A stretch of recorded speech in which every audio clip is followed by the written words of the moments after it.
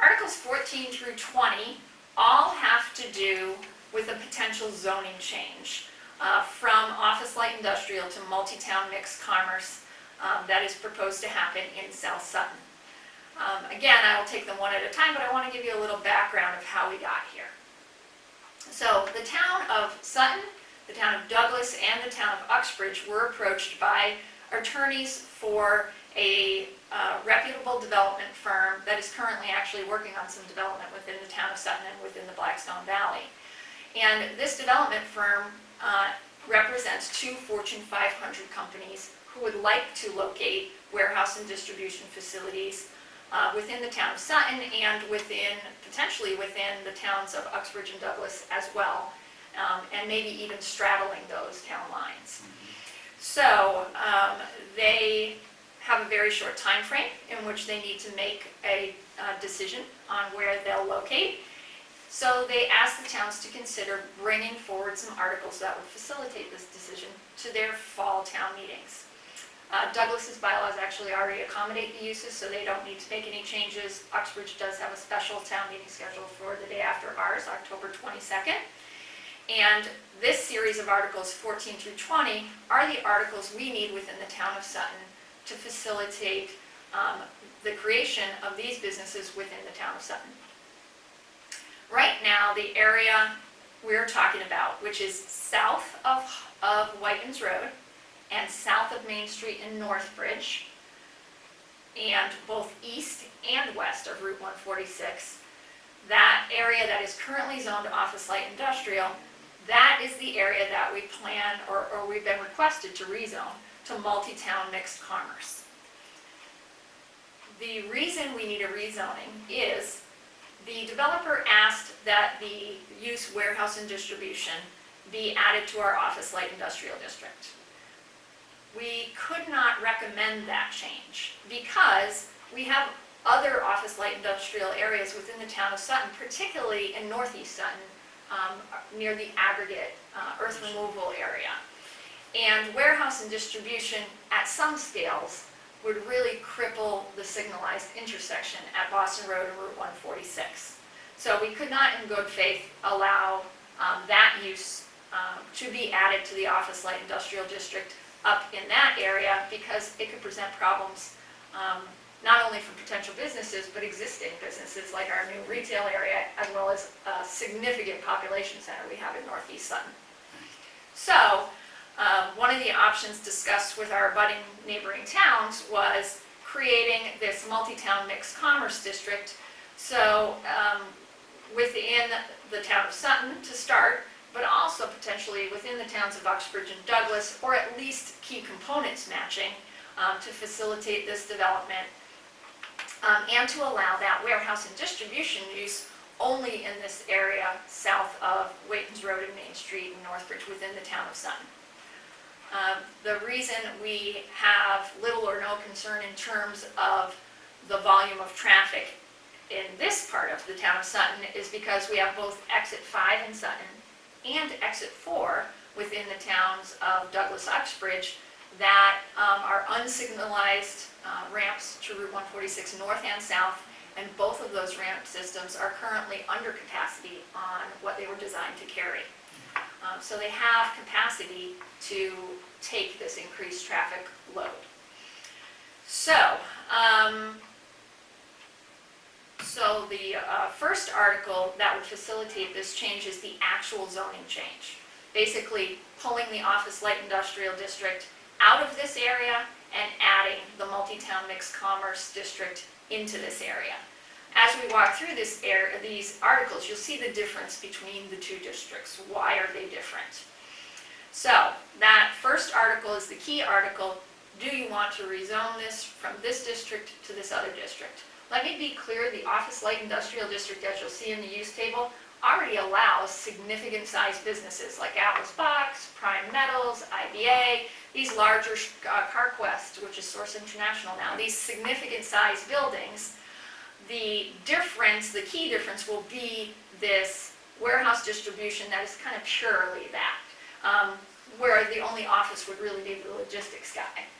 You definitely have other warehouse and distribution. IBA has warehouse and distribution, but their management office is also there, and their wholesale sales force. So they could arguably go to this site right now without any changes.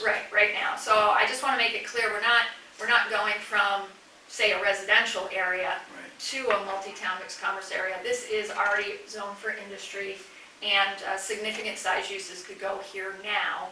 This is just allowing this additional use, which really was allowed within the office light industrial district until a few years ago when we tweaked the definition, and by tweaking the definition we effectively excluded this particular use. So now we're kind of fixing that to facilitate the substantial potential development. All right, so Article 14 was the rezoning, just changing from one to the other. Article 15 is listing this new district as one of the districts that exists within the town of Sutton. This is one of the housekeeping articles that is required when you create a new zone. You have to list it in our division into districts section of the bylaw. So that is a housekeeping article. Article 16 is part of the meat of a zoning change. This is our use table. I've said in the past many times that we do our best to kind of give you the nuance of what's in a district by what it's called: rural residential, suburban residential, lower density, high density, for instance. Office light industrial, we try to let you see in your mind that that's going to have offices in it, that's going to have industries that are maybe a little lighter in impact. And so we've tried to do the same thing with multi-town mixed commerce. Multi-town because a lot of the parcels involved here straddle town lines and affect all of the towns in the area, and mixed commerce because we're going to allow a variety of uses within this district. So again, this area is being rezoned from office light industrial to MTMC. So as you run your fingers down this use table, you can see the difference between office light industrial, mixed town mixed, and multi-town mixed commerce. Warehouse and distribution has been added specifically to MTMC. And other than that, you'll see some uses that do not generate revenue or might kind of fragment this area are being pulled out of this district. And that goes to the intent, really the original intent of the office light industrial, as well as this kind of recodified intent of the towns to really promote larger scale uses with larger employee numbers and really kind of cohesive development campuses in this multi-town mixed commerce area. So things like a cemetery, which nets you relatively little revenue, are being proposed for being removed from this district. Certain uses like offices, which were a special permit in the office light industrial, we actually changed to a permitted use to both encourage offices, and because the board really couldn't think of a circumstance in which you would want to say no to an office complex. We don't think we're necessarily going to get an office complex because that's not what market studies show for this area, but if we could, we'd love to encourage that. So really, you just need to, as voters, run down this table of use, and you'll see the changes from OLI to MTMC, the major one being adding warehouse and distribution back into this district, as was allowed really until about 8 years ago when we changed that definition. So if people actually want to see this chart, how can they see it? Is it on the website? Right, yes. The planning board, when we get ready for our public hearing, which was back at the beginning of September, a few weeks before the hearing, we post the draft articles, and now that we voted our recommendation on these articles and made some adjustments, the articles as they appear on the warrant have been reposted. So you can see them both on the planning department page, along with maps and graphics that will hopefully help you understand the articles more and let you see what areas are physically being rezoned, and as well as the warrant itself, which is of course on the town clerk's page with all of the detailed language. So you can view those on the planning department page, the planning board page, and you can see the warrant, which does not have the maps or anything on it right now on the town clerk's page. Article 17. So again, when you create a new district, you have to define its area regulations. So the minimum lot size, the minimum frontage along a roadway, and the setbacks that have to be maintained from lot lines. So because the intent of the MTMC is very similar to the OLI, we just use the same minimum lot sizes of just under 2 acres, 200 feet of road frontage, 50-foot front and rear setbacks, and 20-foot sideline setbacks. Article 18. Article 18 addresses the footnotes that follow the table of area regulations. Again, when you create a new district, there are certain footnotes here that you need to adjust to refer to any new districts as appropriate. We are proposing no changes to the footnotes that aren't listed here. So the only changes are the few footnotes you see listed here. So we're proposing changes to number 2, number 6, number 7, and number 9.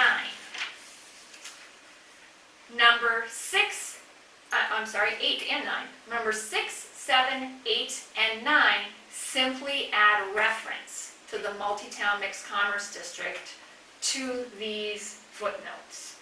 So this language already exists in the OLI section? Right, exactly. So this is the same regulations that currently exist from the OLI. We're just saying these regulations also apply in the MTMC. Now, let's be clear that on number 9, the project proponents did request that our zoning district setback be reduced from 100 feet down to 50 feet. And some residents of Lackey Dam and Oakhurst Road expressed some concerns with that reduction primarily because the zoning line runs down the center of Lackey Road and the center of Oakhurst Road. So if you only have a 50-foot buffer and 30 feet of it is in the middle of the road, you can't plant trees or put buffers or mitigation in the middle of the road. Awesome point, really good point. So the board heard what they said, considered those very reasonable concerns, and agreed with the residents that in this case, with the location of the zoning line, and because of the next change that we'll discuss, that the 100-foot zoning district line setback from residential zoning district boundaries should be maintained, so that we have the majority of that 100 feet to work with developers to do fencing or plantings or earthen berms or whatever we need to balance the rights of the developer to develop their land, but also the rights of the residents who live across the street to enjoy their property as well. Right. So number 9 had a proposed change, and the board left it the way it is. So that setback to zoning district lines will be maintained at 100 feet. Number 2 is the only other footnote where there is a change for the multi-town mixed commerce district. As I noted a little bit earlier, a lot of the parcels in this area in Sutton stretch across the town lines. And to get a structure of any significant size, it is likely you will need to place a structure on a town line.